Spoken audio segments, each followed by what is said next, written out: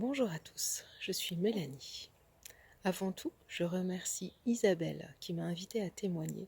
Sans cela, je n'aurais pas osé. Je vous partage aujourd'hui une parole qui résonne particulièrement en moi pendant ce temps de confinement.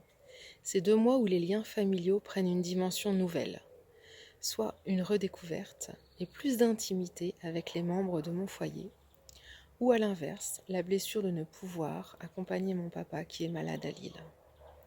Alors, la parole qui me touche et que je vous partage se trouve dans l'Évangile selon saint Matthieu, au chapitre 6, verset 9. Ce sont seulement 2 mots de Jésus qui nous guident. Priez ainsi, Notre Père. Waouh! Mais il y a tant d'amour dans ces 2 mots. Et quelle révélation cela a dû être pour les premiers hommes qui ont découvert cette volonté de Dieu d'être Père.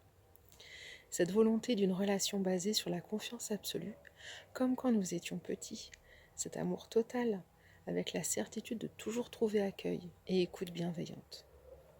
Nous pouvons le vivre, le toucher du doigt en étant nous-mêmes parents et en ayant été aimés de nos parents, avec humilité bien sûr.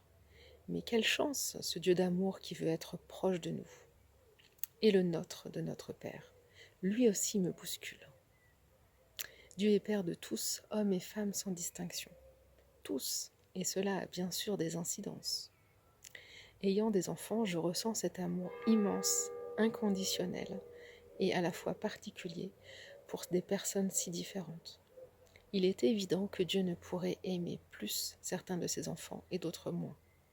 C'est pour cela que dire notre me pousse à essayer d'aimer les autres, ceux qui ne sont pas bienveillants ou ceux qui ne me ressemblent pas.